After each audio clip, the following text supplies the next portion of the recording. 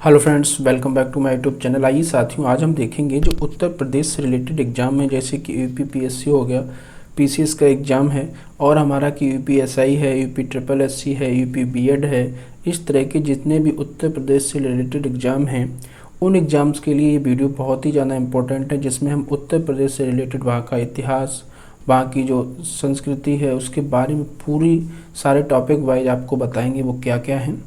पहले देखेंगे उत्तर प्रदेश ऐतिहासिक स्रोत, ये रहेगा टॉपिक। दूसरा रहेगा उत्तर प्रदेश प्राचीन काल। उत्तर प्रदेश का जो प्राचीन काल है उसके बारे में यहाँ से प्रश्नोत्तर रहेंगे। उसके बाद उत्तर प्रदेश का मध्यकाल, जो भारत है, इतिहास को 3 भागों में बांटा गया है, उसमें कि प्राचीन काल, मध्यकाल और आधुनिक काल, तीनों का जो उत्तर प्रदेश से रिलेटेड क्वेश्चन हैं वो इसमें हम आपको करवाएंगे। उसके बाद उत्तर प्रदेश से रिलेटेड जो 1857 का विद्रोह है और जो स्वतंत्रता आंदोलन है जो कि उत्तर प्रदेश के परिप्रेक्ष्य में है, उसके बारे में इसमें क्वेश्चन आपको मिलेंगे। उसके बाद उत्तर प्रदेश से रिलेटेड जो है वो वास्तुकला और चित्रकला है, ये रहेगा अगला टॉपिक। उसके बाद उत्तर प्रदेश की जो लोक संस्कृति है उससे किस प्रकार के क्वेश्चन यूपीपीएससी में क्वेश्चन आते हैं उसके बारे में। उसके बाद उत्तर प्रदेश के मेले एवं त्यौहार, उत्तर प्रदेश के मेले और कौन कौन से त्यौहार हैं। उसके बाद है उत्तर प्रदेश से रिलेटेड साहित्य और साहित्यकार, प्रमुख व्यक्तित्व, शिक्षा, स्वास्थ्य एवं खेल, भौतिक विशेषताएं, जल निकासी व्यवस्था, जलवायु और मिट्टी, और यहाँ के वन एवं वन्य जीवन। उसके बाद है कृषि, और उसके बाद है सिंचाई के स्रोत। और जो अगला टॉपिक है वो है उत्तर प्रदेश से रिलेटेड उद्योग एवं खनिज संसाधन, और इसमें बुनियादी ढांचागत विकास, जनसंख्या और निवास स्थान, पर्यटन एवं पर्यटन स्थल, आपदा प्रबंधन, राज्य व्यवस्था, प्रशासनिक संरचना। उसके बाद जो 25वां टॉपिक रहेगा वो रहेगा न्यायपालिका, और उसके बाद स्थानीय प्रशासन किस तरह से होता है, और प्रमुख आर्थिक संकेतक कौन कौन से हैं। और उसके बाद जो अगला टॉपिक है इसमें वो है 28वां, केंद्र एवं राज्य प्रायोजित कौन कौन सी योजनाएं हैं, राजकोषीय व्यवस्था क्या है, प्रमुख योजनाएं एवं नीतियां। उसके बाद है सुशासन। तो इसमें हमारे टोटल 31 टॉपिक हैं जिन पर क्वेश्चन बनते हैं, उनको हम एक एक करके देखेंगे। तो हम पहला टॉपिक देखेंगे।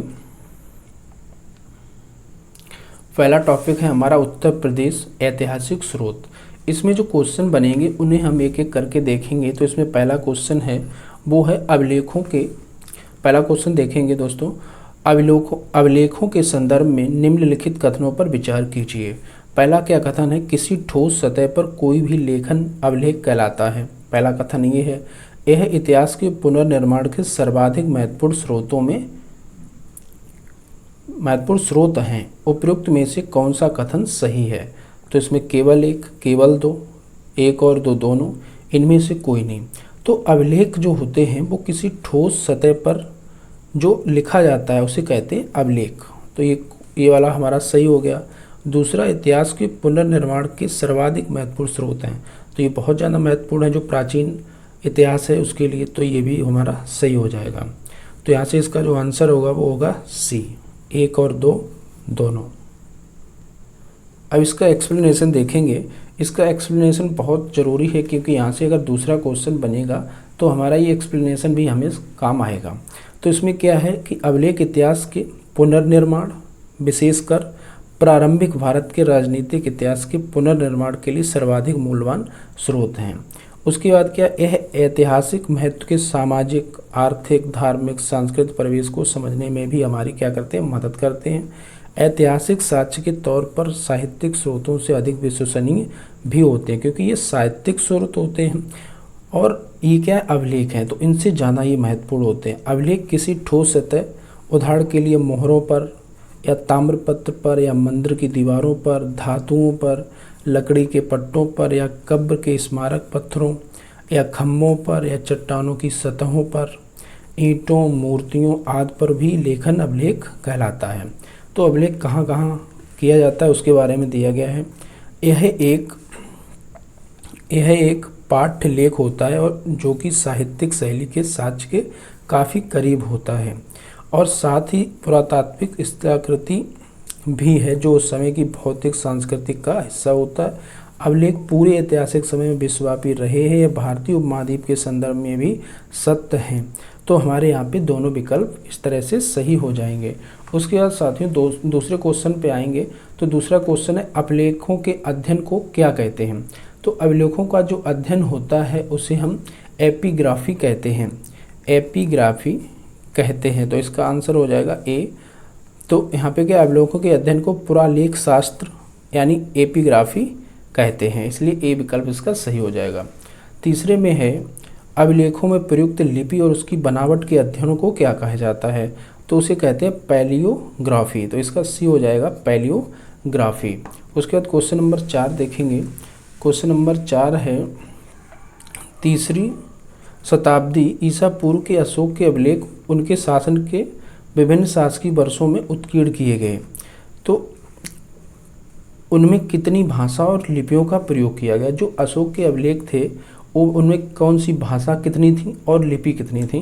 तो इसका आंसर होगा डी, क्योंकि अशोक की जो अभिलेख थे वो 3 भाषाओं में और 4 लिपियों में लिखे गए थे। तो इसमें देखेंगे कि जो 3 भाषाएं थी वो कौन कौन सी। इनमें 3 भाषाएं थी, प्राकृतिक भाषा, यूनानी भाषा और अरमाइक भाषा। उसके बाद जो लिपियां थीं वो कौन कौन सी थीं, ब्राह्मी लिपि, खरोष्टी लिपि, यूनानी और अरमाइक लिपि में लिखे गए थे।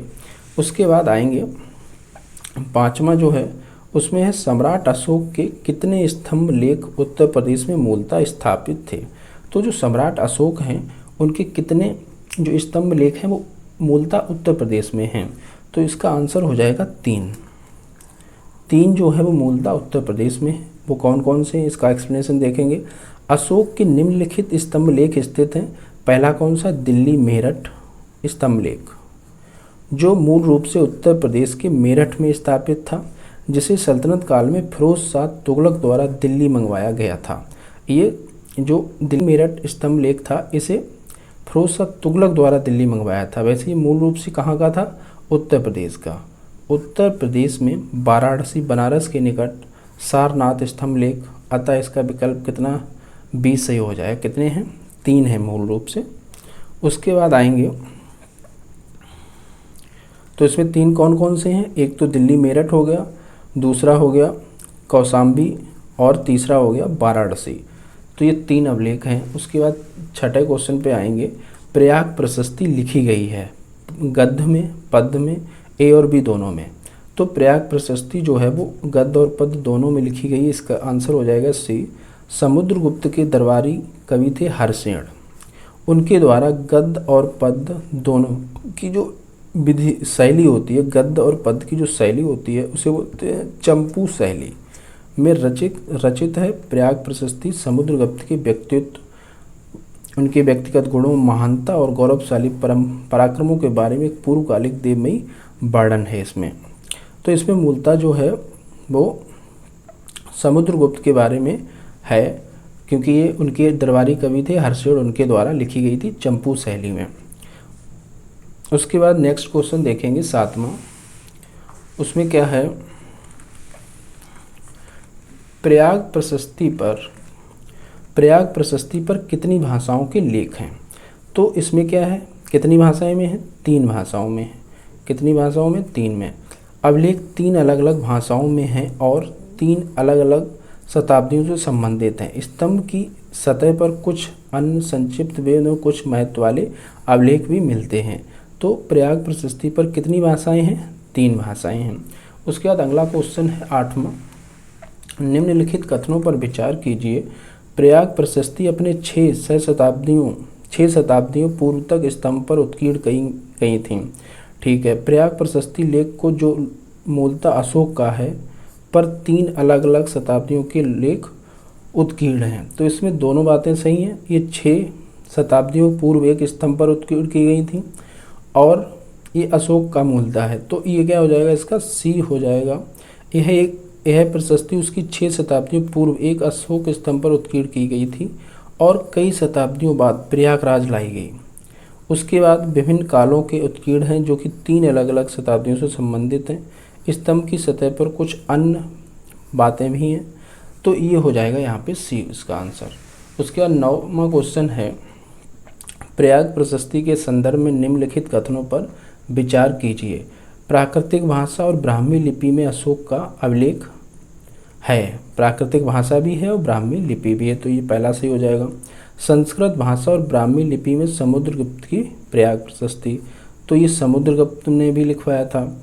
उसके बाद फारसी भाषा में मुग़ल सम्राट जहांगीर का भी इस पर अभिलेख है, तो इसके तीनों कथन सही हो जाएंगे। तो यह प्रशस्ति उसकी 6 शताब्दियों पूर्व एक अशोक स्तंभ पर उत्कीर्ण की गई थी।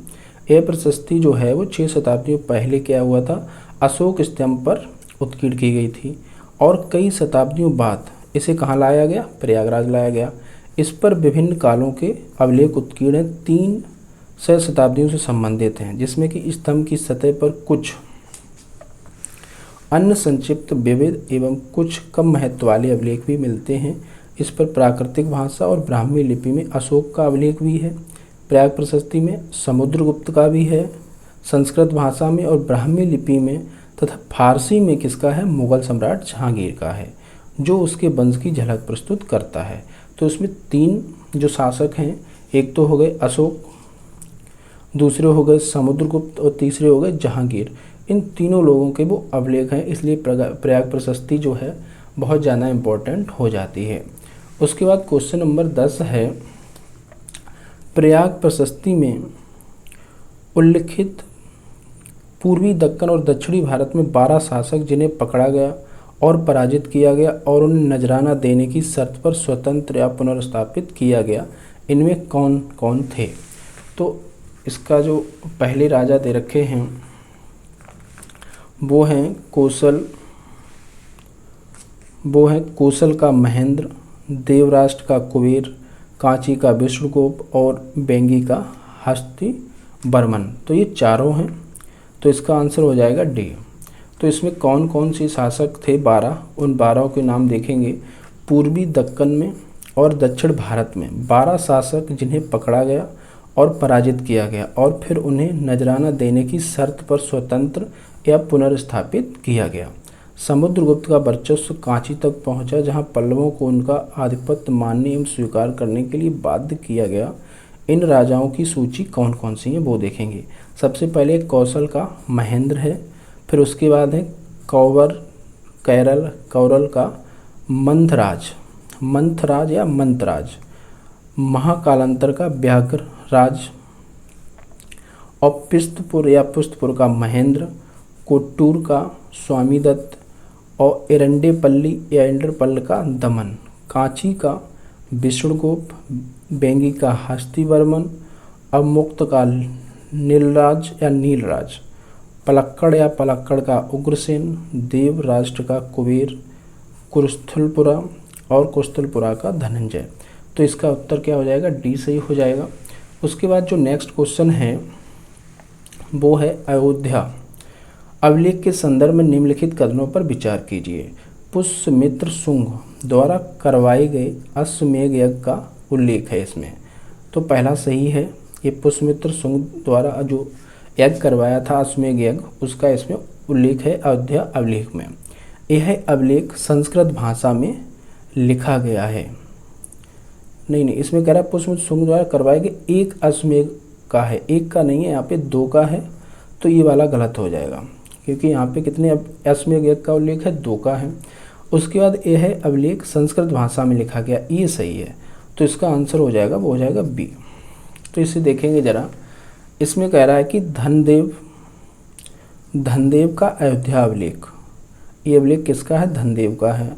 एक प्राचीन प्रस्तर अभिलेख है जो ईसा पूर्व 1ली शताब्दी के भारतीय शासक धनदेव का है। ये 1ली शताब्दी के शासक थे, धनदेव उनका है। यह अभिलेख संस्कृत भाषा में लिखा गया और संस्कृत में लिखे गए प्राचीनतम अभिलेखों में से एक है। धनदेव का अयोध्या अभिलेख पुष्यमित्र शुंग द्वारा करवाए गए 2 अश्वमेध यज्ञों का उल्लेख भी करता है। जो पुष्यमित्र शुंग द्वारा 2 अश्वमेध यज्ञ करवाए गए थे, उनका अभिलेख है इसमें अयोध्या अभिलेख में। तो यहाँ पे ये पहला पॉइंट जो कथन है वो गलत हो जाए, क्योंकि यहाँ पे 2 अश्वमेध यज्ञ का उल्लेख है। किसमें? इसमें क्या नाम, अयोध्या अभिलेख में। उसके बाद देखेंगे अगला क्वेश्चन 12वां है, जिसमें मोरा अभिलेख के संदर्भ में निम्नलिखित कथनों पर विचार कीजिए। मोरा अभिलेख, ये यहाँ पे जितने भी अभिलेख या क्वेश्चन हैं वो यूपी से रिलेटेड हैं। इनके अलग अलग क्वेश्चन भी हो सकते हैं, क्योंकि ये केवल यूपी के पर्पज से है। इसमें पहला भागवत धर्म के संदर्भ में जानकारी प्राप्त होती है। तो पहला क्या है, सही है। इससे मोरा अभिलेख से भागवत धर्म और कृष्ण का अवतार जो था भगवान अयोध्या वो का नाम मथुरा का। उसके बाद दूसरा है, यह अभिलेख संस्कृत भाषा में है, ये भी सही है। इसमें वासुदेव कृष्ण की चर्चा की गई, तो ये भी सही है। यह सोडास के शासक का 1ली शताब्दी ईस्वी का शुरुआती दशकों का है, तो ये भी सही है। तो इसके यहाँ से चारों कथन सही हैं। इसका एक्सप्लेनेशन देखेंगे। इसका एक्सप्लेनेशन है, मोरा अभिलेख सोडासा के शासन काल के दौरान 1ली शताब्दी ईस्वी के शुरुआती दशकों का है। पहली बात तो ये 1ली शताब्दी का है। मोरा अभिलेख सोडासा के शासक का है। ये रोसेनफील्ड के अनुसार मोरा शिलालेख 5 वरिष्ठ नायकों को संदर्भित करता है, लेकिन उनकी सटीक पहचान स्पष्ट नहीं है। वे जिनमें वासुदेव और कृष्ण भी शामिल हैं, मथुरा क्षेत्र के प्राचीन राजा रहे होंगे, ऐसा अनुमान है, जो अपनी वीरता उपलब्धियों के कारण देवता बन गए हैं। रोसेनफील्ड कहते हैं, उन्होंने विष्णु के कुछ गुणों को मूर्त दिया और इस प्रकार उनके अवतारों के रूप में प्रतिष्ठित किया गया, और यह वैष्णववाद का एक अत्यंत प्रारंभिक रूप हो सकता है, जिसे पंचरात्र प्रणाली कहा जाता है, जो बेसनगर, नानाघाट और घसुंडी में भी पाया गया है। यह अभिलेख संस्कृत भाषा में, अतः विकल्प डी सही उत्तर है। उसके बाद देखेंगे क्वेश्चन नंबर 13वां है, वो है प्रयाग प्रशस्ति किस लिपि में उत्तीर्ण की गई है। तो जो प्रयाग प्रशस्ति है वो ब्राह्मी लिपि में उत्कीर्ण की गई है। तो इलाहाबाद कोसल शिलालेख मूलतः कोसल कौशाम्बी में स्थित था, और जहांगीर द्वारा अकबर के इस काल में इसे इलाहाबाद के किले में स्थापित किया गया। इस पर सम्राट अशोक, समुद्रगुप्त और जहांगीर के लेख उत्कीर्ण है। इस पर समुद्र काल में हर्षवर्धन ने प्रयाग प्रशस्ति ब्राह्मी लिपि में उत्कीर्ण की थी, इसलिए इसका डी हो जाएगा। उसके बाद 14वां क्वेश्चन है, निम्नलिखित कथनों पर विचार कीजिए। पहला क्या है, उत्तर प्रदेश आर्यावर्त का भाग था। तो ये एकदम सही है, उत्तर प्रदेश है जो आर्यावर्त का ही भाग था। उसके बाद जो बिलसाट अभिलेख है वो कुमारगुप्त प्रथम का है, तो ये भी सही है। जो बिलसाट अभिलेख है ये कुमारगुप्त प्रथम का है। तो इसका एक्सप्लेनेशन देखेंगे। उत्तर प्रदेश का ज्ञात इतिहास लगभग 4000 वर्ष पुराना है। यह आर्यावर्त का प्रमुख भाग था। उत्तर प्रदेश रामायण में वर्णित तथा हिंदुओं के एक मुख्य भगवान राम का प्राचीन राज्य कोसल इसी क्षेत्र में था। अयोध्या इस राज्य की राजधानी थी। हिंदू धर्म के अनुसार भगवान विष्णु के 7वें अवतार थे। भगवान कृष्ण का जन्म उत्तर प्रदेश के मथुरा शहर में हुआ था। संसार के प्राचीनतम शहरों में एक माना जाने वाला वाराणसी शहर भी यहीं पर स्थित है। बिलसड़ जो है, बिलसड़ ये उत्तर प्रदेश के एटा जिले का एक ऐतिहासिक स्थान है। इस स्थान पर गुप्त सम्राट कुमारगुप्त के शासनकाल का एक स्तंभ लेख प्राप्त हुआ है, इसलिए इसका आंसर जो है वो सी हो जाएगा, 1 और 2 दोनों। उसके बाद नेक्स्ट क्वेश्चन है जिसमें कि निम्नलिखित युग्मों पर विचार कीजिए। एक तरफ अभिलेख है, एक तरफ उनका संबंध दे रखा है। तो जो बाल खेड़ा अभिलेख है ये पुष्यभूति वंश से संबंधित है। उसके बाद मधुबन जो अभिलेख है ये भी पुष्यभूति से संबंधित है, और जो भीतरी स्तंभ लेख है वो गुप्त वंश से संबंधित है। तो इसका जो आंसर है वो हो जाएगा सी। इसका आंसर हो जाएगा वो हो जाएगा डी। इसके सारे जो कथन हैं वो इससे सही मेल खाते हैं। और इसका एक्सप्लेनेशन देखेंगे तो इसका एक्सप्लेनेशन है वो ये है